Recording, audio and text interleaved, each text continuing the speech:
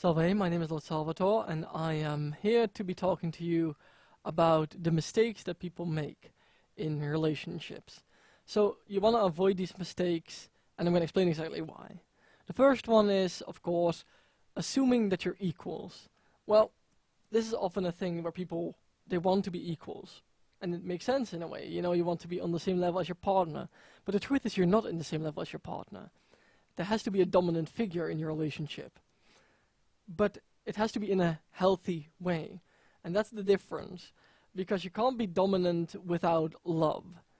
Then you're not in a healthy relationship. Then you're in a very toxic relationship.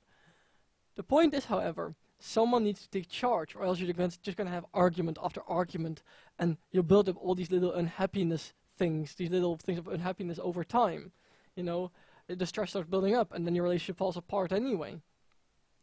So you have to decide at the start, before you get with someone, who is the dominant one? Who's going to be making the most of the decisions, like the big ones? Sure, you can still discuss things together and come up with solutions to things together. But if you can't do that, then you need a backup plan. And that has to be who gets to decide, who gets to be the dominant figure. And number two mistake is doing things behind your partner's back. Now, often the case for this is that people, they make agreements and later someone changes their mind. You can't do that. You can't change your mind when you're in a relationship and you've made agreements. That's not right. You shouldn't agree to something if you can't stick with it from the start. You gotta let people know from the start what you're in for, what you want, how you want it to go. And if you don't want to establish something yet, then you gotta let them know that as well. The problem is that creates a very unstable relationship. Therefore, you shouldn't do anything behind anyone's back. It's okay to have your own personal life, but at least be open about it. Number 3, and this one is very important, not paying attention to the signs of other people trying to get with you. So sometimes there's people that want to get with you, and you ignore the signs, or you just try to be friends with them. But you can't do that. Because those people will not stop. Most people will keep going until they have what they want. Not all people, but the majority will. And you can actually see this if you look at the way people work. Because if people go to work, for example, they want to get the best jobs. So the same way they want to get the best people. So if you're in a relationship with someone and someone else comes along and tries to get with you because you're better than whatever else they have seen, then also the problem is that you are going to be replaced eventually too if they find someone even better than you. So you got to stick with your partner and not fall for these people. You got to watch out for the signs.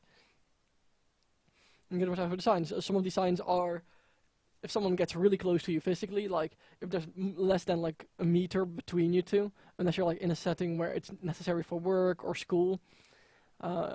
If they angle towards you, that's a very big one. If they seem to be relaxed or try to touch you a lot, that's a bad sign. Don't let people touch you unless it's your partner. Or maybe a child or a dog, something more pure. Okay. And this is the fourth thing. The fourth thing to watch out for in relationships is don't assume that a relationship is going to last. And by that I mean, you gotta play for keeps, of course. You play for the long run. But don't assume that a relationship exists without being able to be broken. Because this creates this false fantasy of love and happiness that just doesn't last. And it's gonna break everyone in the end, if it does fall apart. So always be aware that a relationship is there, the relationship can only be pure, and you can only really engage in a relationship if both of you are playing for keeps. But the truth is that a lot of people don't do that. A lot of people are just kind of doing things because they can, because other people are doing it, It's like a pressure thing, like, oh, I need to get children, I need to get a job. But don't let yourself be pressured with those things, right? Which brings me to the next one, and the final one, number 5 within a relationship.